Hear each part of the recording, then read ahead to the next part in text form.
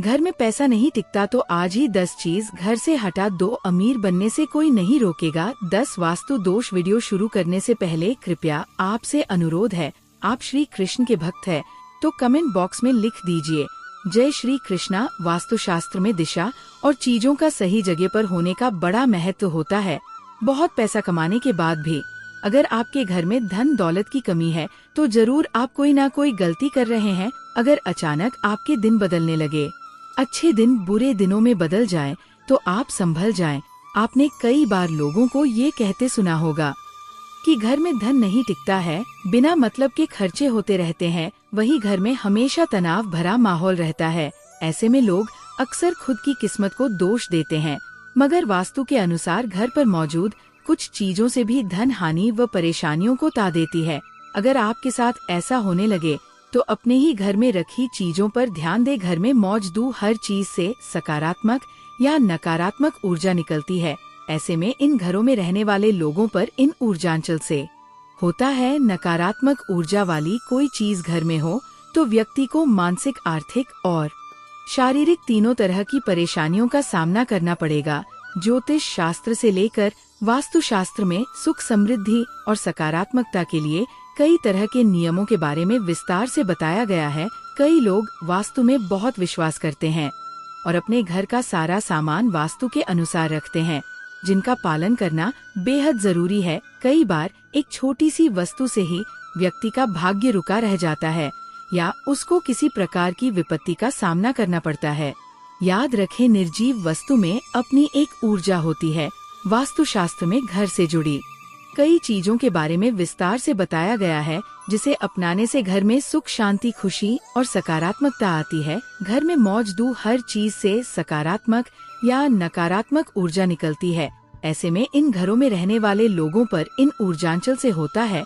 नकारात्मक ऊर्जा वाली कोई चीज घर में हो तो व्यक्ति को मानसिक, आर्थिक और शारीरिक तीनों तरह की परेशानियों का सामना करना पड़ेगा। वास्तुशास्त्र अनुसार घर में क्या रखना चाहिए और क्या नहीं, ये जानना जरूरी है। वस्तुएं घर में नहीं रखना चाहिए जिससे घर में नकारात्मक ऊर्जा का विकास होता है और जीवन दुखम बन जाता है। पहले हम उन वस्तुओं के बारे में बताएंगे जिनके बारे में आप नहीं जानते हैं। आपसे अनुरोध है, कृपया हमारे चैनल पर पहली बार आए हैं तो चैनल को सब्सक्राइब अवश्य कीजिएगा। वीडियो पसंद आए तो दोस्तों के पास शेयर जरूर कीजिएगा। नंबर 1, कोई भी देवी देवताओं की मूर्ति या चित्र। दोस्तों, देवी देवताओं की फटी हुई और पुरानी तस्वीरें अथवा खंडित मूर्तियों से भी आर्थिक हानि होती है, अतः आपसे अनुरोध है उन्हें किसी पवित्र नदी में प्रवाहित कर देना चाहिए।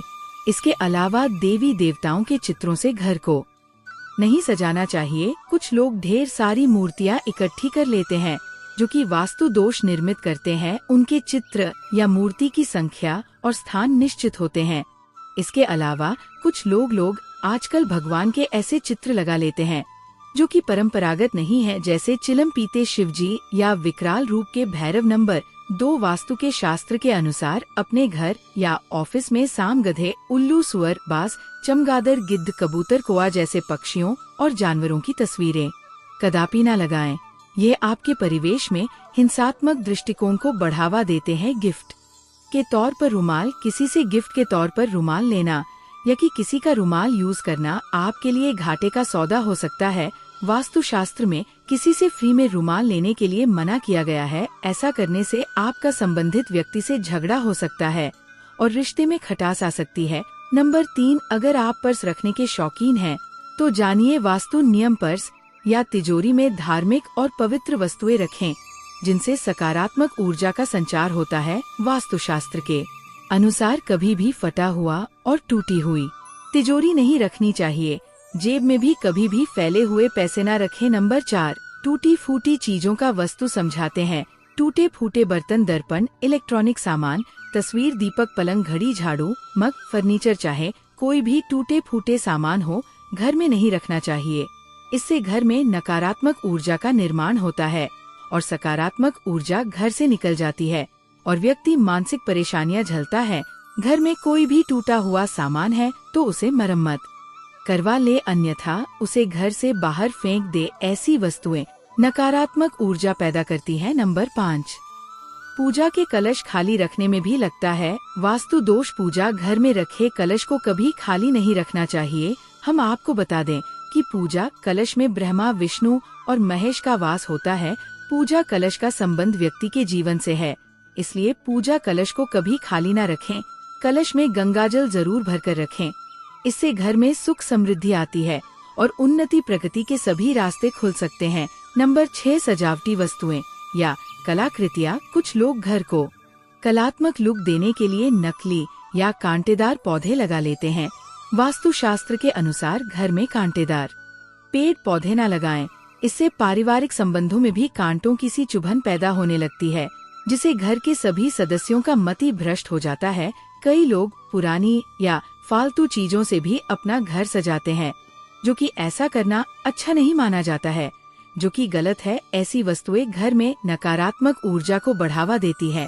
वास्तु के अनुसार जब घर में नकारात्मक ऊर्जा में बढ़ोतरी होती है, इसके साथ ही स्वास्थ्य संबंधी समस्याएं भी हो सकती है। यदि कलाकृतियों के नाम पर कुछ ऐसी वस्तुएं या पेंटिंग हैं, जिसमें सूखे हुए पेड़ पौधे हो या मान वहित उजाड़ शहर हो, बिखरा हुआ घर हो, जो मानी तो जाती है कलात्मक, लेकिन वास्तुशास्त्र अनुसार ये सभी नकारात्मक ऊर्जा पैदा करती हैं। नंबर 7, हानिकारक वस्तुएं। मित्रों, घर में ऐसी कई हानिकारक वस्तुएं होती है, जिसके घर में रखते हैं तो घर का वातावरण विषैला बन जाता है।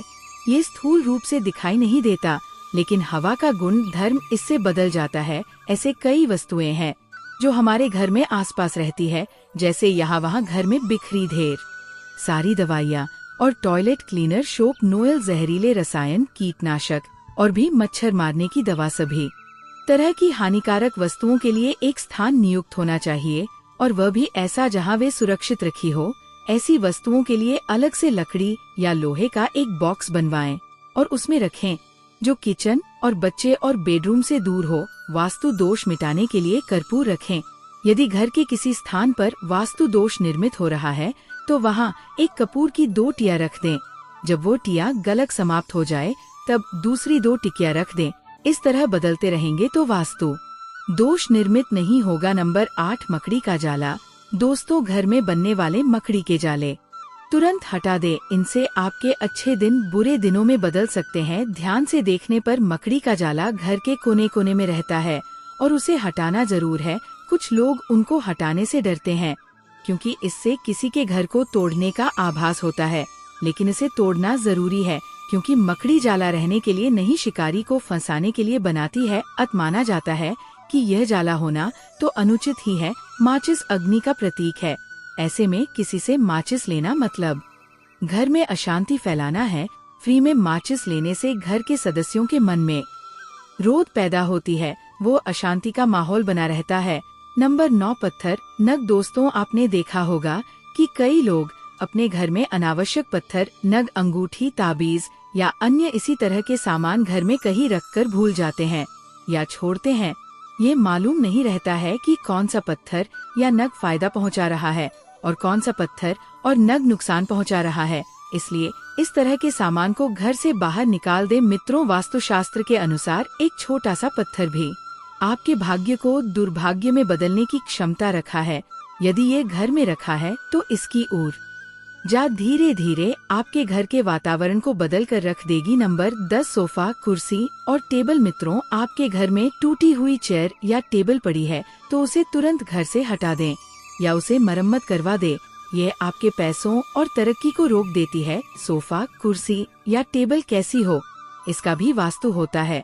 ये वही सुंदर और साफ हो, लेकिन कभी कभी उनकी बनावट या आकार प्रकार भी घर में नकारात्मक ऊर्जा का विकास करती है। इसलिए किसी वास्तुशास्त्री के जानकारों से पूछकर ही ये चीजें खरीदे। घर के दरवाजा दक्षिण की तरफ है तो वास्तु दोष लगेगा। यदि आपका घर दक्षिण मुखी है तो आप सबसे पहले घर के सामने द्वारा से 2 गुनी दूर पर नीम का एक पेड़ लगाएं। दूसरा, ये कि द्वारा के ऊपर पंचमुखी हनुमान का चित्र लगाएं।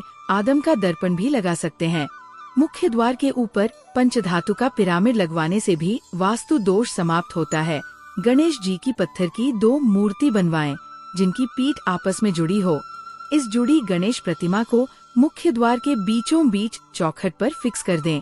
ताकि एक गणेश जी अंदर को देखें और एक बाहर को वास्तु जड़ से खत्म करने के लिए सुंदरकांड या रामचरित का पाठ घर के वास्तु दोष को दूर करने के लिए समय समय पर रामचरित का पाठ या सुंदरकांड का पाठ करवाते रहे। इससे घर की नकारात्मक ऊर्जा बाहर निकाल जाएगी। तेल यूं तो शनि देव के प्रकोप से बचने व उनकी कृपा पाने के लिए उन्हें तेल चढ़ाया जाता है, लेकिन किसी से मुफ्त में तेल लेना आपको बहुत भारी पड़ सकता है। ऐसा करने से आपको आर्थिक तंगी का सामना करना पड़ सकता है।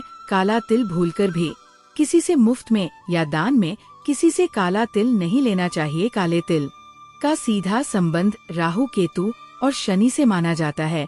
ऐसे में काला तिल मुफ्त में लेने से आपको बड़ी मुसीबतों का सामना करना पड़ सकता है। सुई भूलकर भी फ्री में किसी से सुई ना ले। ऐसा करना आपके वैवाहिक जीवन में कलेश पैदा कर सकता है, रिश्तों में खटास पैदा करता है, प्रेम संबंधों में बुरा असर पड़ता है। लोहा किसी से फ्री में लोहा लेना मतलब खुद मुसीबतों को आमंत्रण देने के बराबर है। लोहे का भी संबंध शनि देव से है। ऐसे में किसी से फ्री में किसी से लोहा लेने से घर में गरीबी व दरिद्रता आती है। किसी के घर से नमक लाने से क्या होगा? नमक घर में जब अचानक से नमक खत्म होने पर हम पड़ोसी से फ्री में थोड़ी मांग लेते हैं, लेकिन ये गलती कभी मत करिएगा। नमक का सीधा संबंध शनि से होता है। ऐसे में अगर आप किसी से मुफ्त में नमक लेते हैं तो आरंभिक तंगी आपको घेर लेगी, स्वास्थ्य पर बुरा असर पड़ेगा और पर कर्ज भी बढ़ता जाएगा।